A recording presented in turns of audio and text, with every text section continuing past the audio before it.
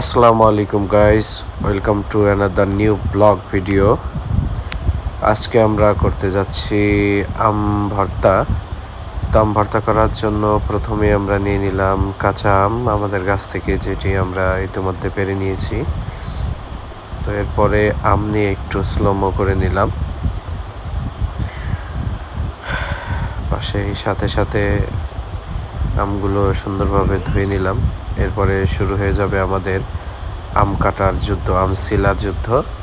লেগে গেলাম আম সিলতে। আমার সাথে আমার দুই কুইরা ভাই আছে। কুইরা বলতে আমরা কাটে ঢেকি আর কি, কাজে বলতে কাজ করবে না, শুধু খাওয়ার সময় মনে করেন একবারেই ওস্তাদ, তারা ওস্তাদ। তো কাজ তো আমার একাই করতে হবে। তো তাদের পাঠাইলাম, যাও কিছু মরিচ তুলে নিয়ে আসো গাছ থেকে। সো গিয়ে সে ফটোশ্যুট শুরু করে দিয়েছে মরিচের রীতিমতো। এরপরে আমরা কিছু শুকনো মরিচ পুড়িয়ে নেব। তার জন্য আমরা এই লাকড়ির মধ্যে কিছু শুকনো মরিচ দিয়ে এরপরে আগুনে তা পুড়িয়ে নিলাম। খুব চমৎকার একটা অনুভূতি। শুকনো মরিচগুলি সুন্দরভাবে পুড়ে গেছে।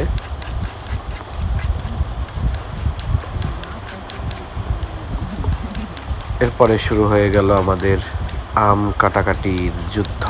লেগে গেলাম, কাঁচাং কাঁচাং কাঁচাং করে কাটতে শুরু করে দিলাম আমি। তারপর শুরু হয়ে গেল আমাদের মরিচ কাটার যুদ্ধ। ধনিয়া পাতা, মরিচ, সুন্দর করে একটা স্লোমো করে নিলাম। কতই না চমৎকার।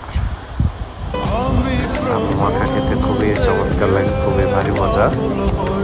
এরপরে আমরা শুরু করে দিলাম।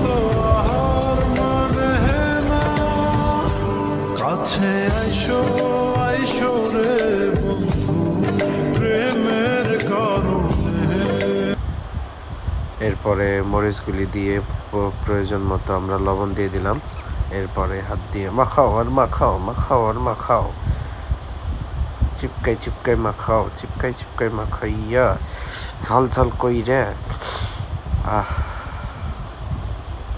টেস্টটাই আলাদা। এই যে দেখেন, পোলাটার দিক তাকাই দেন, জিব্বাই জল চলে আইছে।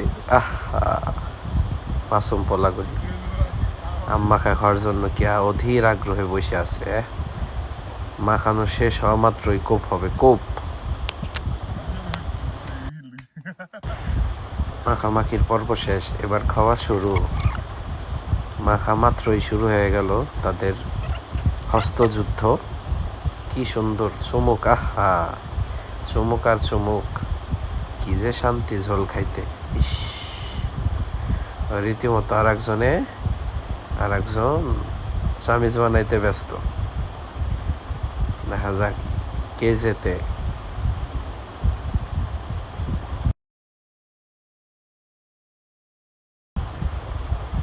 ইস রে, রীতিমতো কারাকারি লাগাই দিছে দুইজনে। ইস, কে আগে খাইতে পারে, দেখা যাক কে খায়। আমি না, তুই খা, তুই খা, আমি খাই, তুই খা। না না, আমি দিব, তোর দিবে না, খাই খেয়ে ফেলাবো। এই টানা টানে গামলাই নিয়ে গেছে, কি পরিমাণ খাদক খাদক।